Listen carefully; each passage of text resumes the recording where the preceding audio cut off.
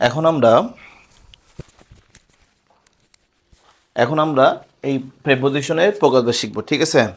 তাহলে প্রকারভেদ, তাহলে কি শিখবো এখন আমরা? প্রকারভেদ শিখব। প্রকারভেদ, ঠিক আছে? প্রেপোজিশন মোট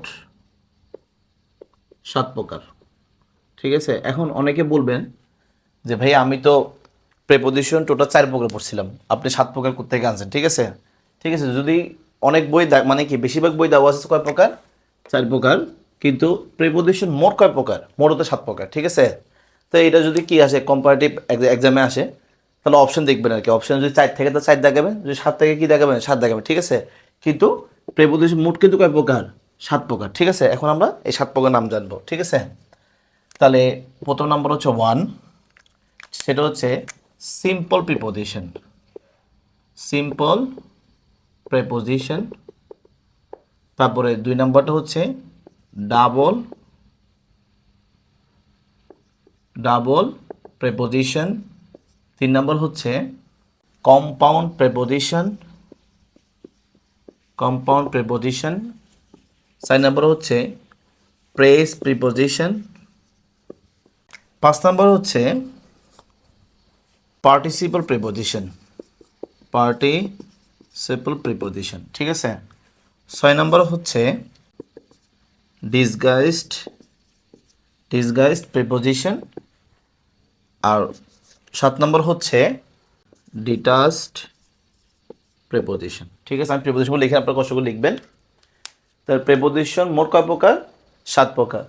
simple preposition, double preposition, compound preposition, press preposition, participle preposition, disguise preposition, details preposition, ঠিক আছে? এখন যদি কেউ বলে ভাই 4 প্রকারটা কোনটা কোনটা, ঠিক আছে, আমি একটু বলে দেখা দিচ্ছি। সেটা হচ্ছে যে simple preposition, double preposition, compound preposition আর পার্টিসিপল প্রিপোজিশন নামে কি এই 4টা টপিক নিয়ে বেশি আলোচনা করা হয়। কিন্তু প্রিপোজিশন মোট কয় প্রকার? 7 প্রকার, ঠিক আছে? আমি চেষ্টা করবো 7 প্রকার নিয়ে কী করার জন্য আলোচনা করার জন্য, ঠিক আছে? এখন আমরা এগুলো কি ডেফিনেশন শিখবো। তাহলে প্রথম যে শিখবো সেটা হচ্ছে সিম্পল প্রিপোজিশনের কি আমরা ডেফিনেশন শিখবো, কেমন? তাহলে 1 নাম্বার আসছে কি, ঠিক আছে? আচ্ছা, এটা মুছে দিই, তাই না? তাহলে 1 নাম্বার আসছে সিম্পল প্রিপোজিশন। সিম্পল প্রিপোজিশন, ঠিক আছে? একটি মাত্র ওয়ার্ড নিয়ে যে প্রিপোজিশন কি হয়? গঠিত হয়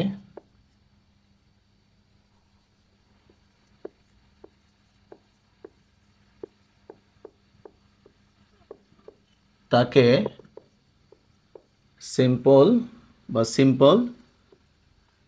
প্রিপোজিশন বলে, ঠিক আছে? একটি মাত্র ওয়ার্ড নিয়ে যে প্রিপোজিশন গঠিত হয় তাকে বলে কি? Simple preposition. যেমন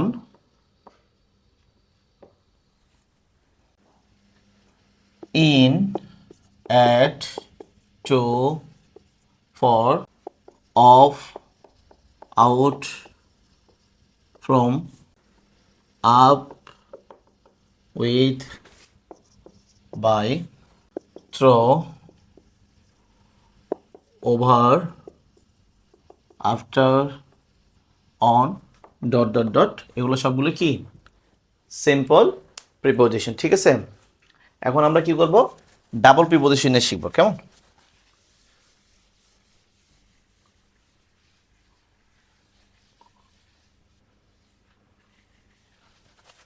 এখন আমরা শিখব ডাবল প্রিপোজিশন।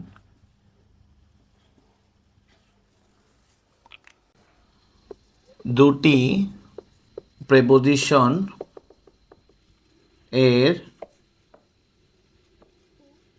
সমন্বয়ে গঠিত প্রিপোজিশন যদি একটি প্রিপোজিশন এর মতো ব্যবহৃত হয়। তার মানে আমরা দুটি প্রিপোজিশন নিব, আর দুটি প্রিপোজিশন নিয়ে একটা কি করব, নতুন একটা প্রিপোজিশন করব, ঠিক আছে। ওই যে প্রিপোজিশন করব সেটা যদি কি করে একটি প্রিপোজিশনের মতো ব্যবহৃত হয়, ঠিক আছে, আর তখন সেই প্রিপোজিশনকে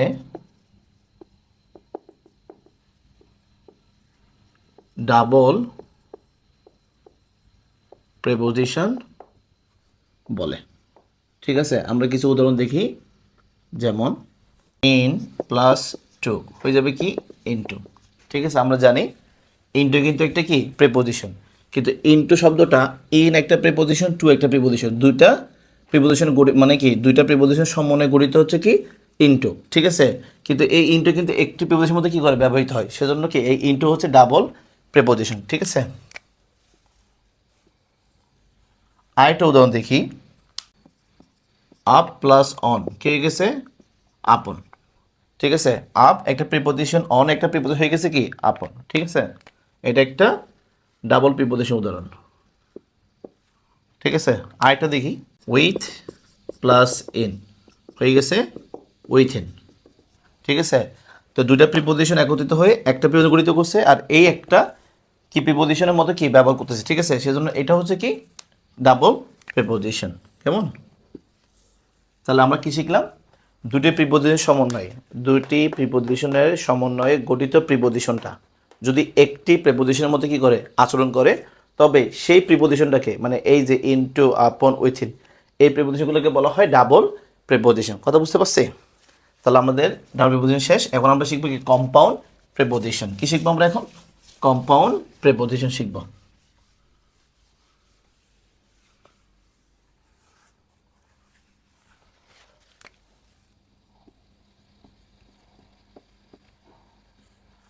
তাহলে আমরা এখন কি শিখবো? Compound preposition. নাউন, অ্যাডজেক্টিভ অথবা অ্যাডভার্ব এর পূর্বে সিম্পল প্রিপোজিশন যুক্ত হয়ে যে প্রিপোজিশন গঠিত হয় তাকে কম্পাউন্ড প্রিপোজিশন বলে। তাহলে নাউন, অ্যাডজেক্টিভ অথবা অ্যাডভার্ব, নাউন, অ্যাডজেক্টিভ অথবা অ্যাডভার্বের পরে আমরা যদি কি করি একটা সিম্পল প্রিপোজিশন আনতে পারি, ঠিক আছে। আর এটা মিলে যে প্রিপোজিশন গঠিত হবে নতুন, সেই নতুন প্রিপোজিশনকে বলা হবে কি কম্পাউন্ড প্রিপোজিশন। আমরা কিছু উদাহরণ দেখি, কেমন, উদাহরণ দিলে জিনিসটা ক্লিয়ার হবে। অন যোগ লং কি হয়ে গেছে অ্যালং, কি হয়ে গেছে অ্যালং। একটু খেয়াল করি, অ্যালং, ALON অ্যালং, ঠিক আছে। একটু খেয়াল করি, এখানে যে লংটা এটা কিন্তু অ্যাডজেক্টিভ, এটা কি এটা হচ্ছে অ্যাডজেক্টিভ, আর এখানে অনটা হচ্ছে সিম্পল প্রিপোজিশন মানে SP, সিম্পল প্রিপোজিশন। আর এই যে অ্যাডজেক্টিভের সাথে সিম্পল প্রিপোজিশন কি হয়ে যুক্ত হয়ে নতুন একটা প্রিপোজিশন মানে তৈরি হয়েছে না, এটা হচ্ছে কি অ্যালং প্রিপোজিশন, ঠিক আছে। আর এই প্রিপোজিশনকে বলাই হচ্ছে কি কম্পাউন্ড প্রিপোজিশন। কথা ক্লিয়ার?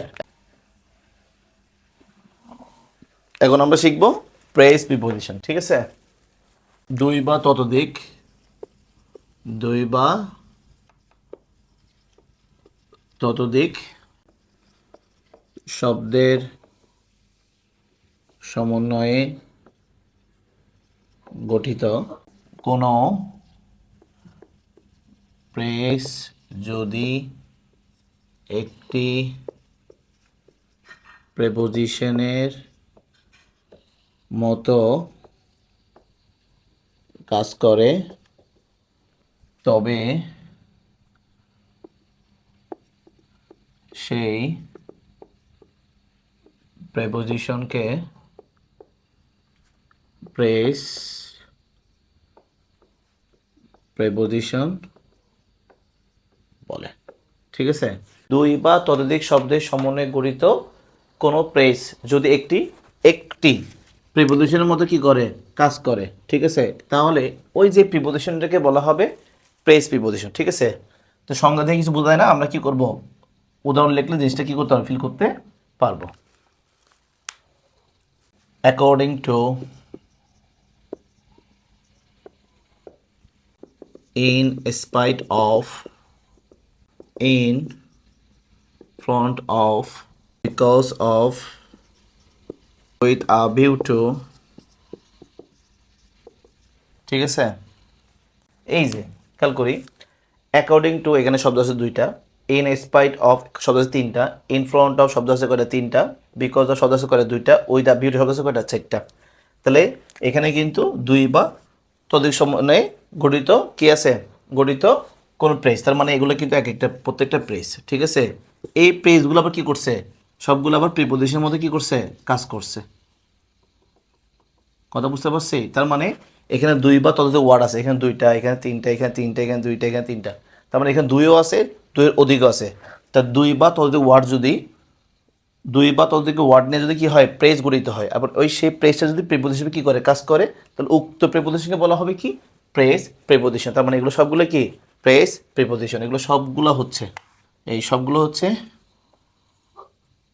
Press preposition. তাহলে আমরা শিখব এখন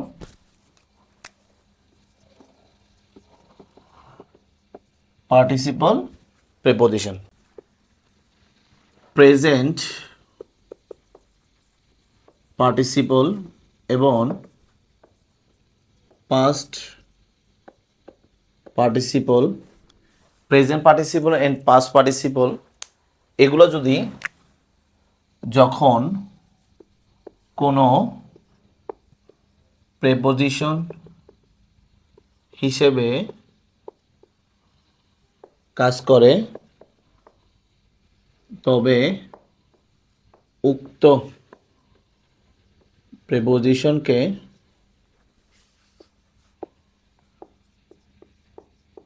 পার্টিসিপল প্রিপোজিশন বলে। তার মানে প্রেজেন্ট পার্টিসিপল এবং পাস্ট পার্টিসিপল এই ওয়ার্ডগুলো যদি কখনো প্রিপোজিশন হিসেবে কি করে, কাজ করে, তাহলে ওই প্রিপোজিশনকে বলা হবে কি, পার্টিসিপল প্রিপোজিশন। আমরা কিছু উদাহরণ দেখি।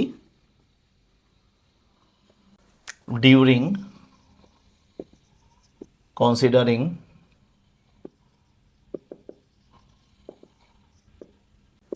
Pending, owing to, concerning,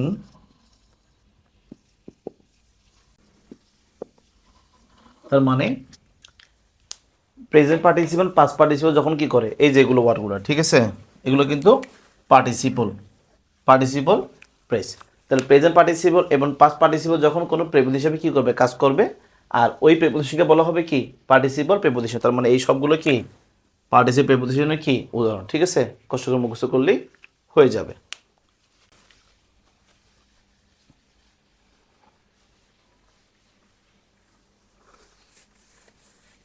disguised preposition, ঠিক আছে। কখনো কখনো, in, on, per, by, of এর পরিবর্তে এ এবং ও ব্যবহৃত হয়ে প্রিপোজিশনের এর কাজ করে। এইসব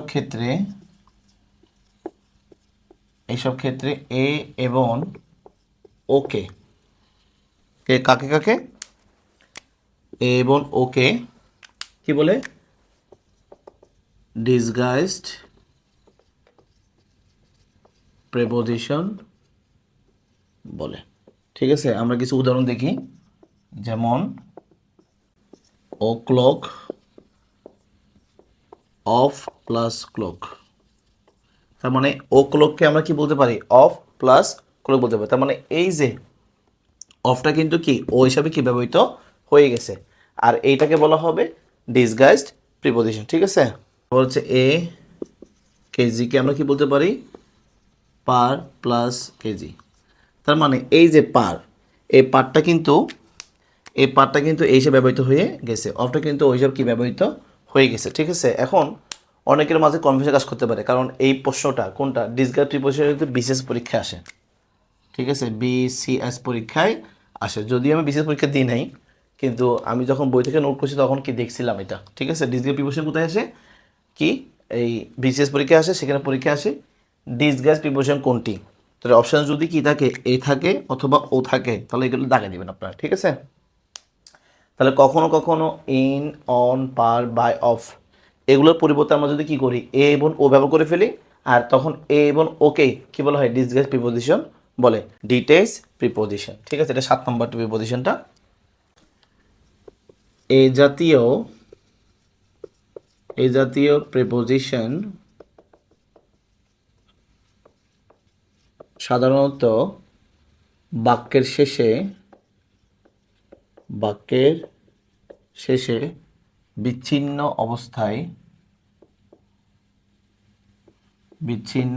অবস্থায়